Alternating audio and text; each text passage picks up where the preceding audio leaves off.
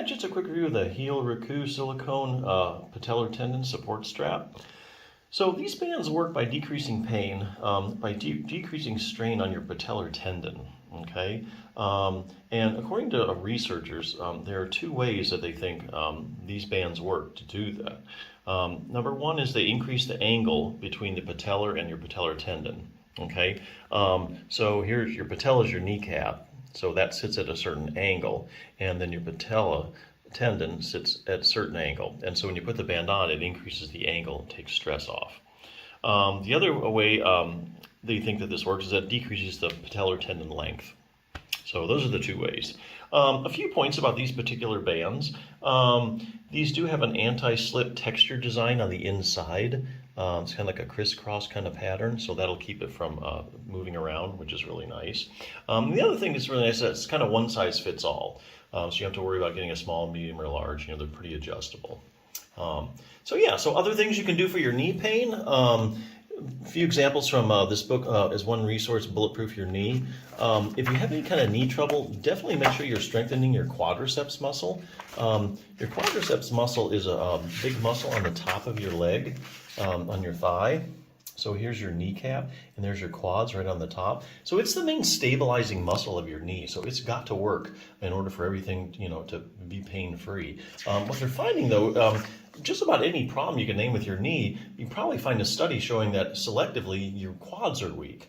So for instance, here's research on knee swelling in the quadriceps. So this study demonstrated that even if you have as little as 20 milliliters of fluid in your knee, which is just over a tablespoon, that's enough to decrease the strength of your quadriceps muscle.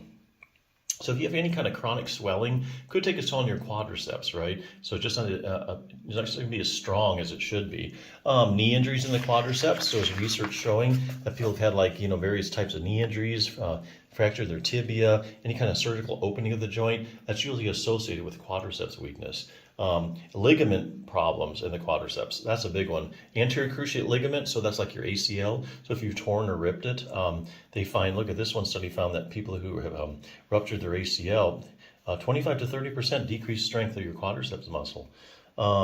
Posterior cruciate ligament, your PCL, and your medial collateral ligament, same kind of things, quad weakness. Knee pain in the quadriceps, having chronic knee pain is enough to kind of be associated with having weak quads.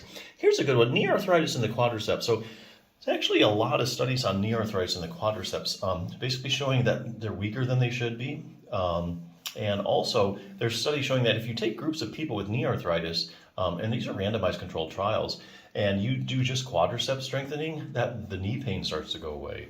Likewise, they've also shown that people with the strongest quads, and if you strengthen your quads, it actually slows the progression of knee arthritis, which is really nice. So a lot of associations there. Patellofemoral pain syndrome, this just goes on and on. So definitely make sure you do a quadriceps exercise. Here's something else, fine-tune control over your knee.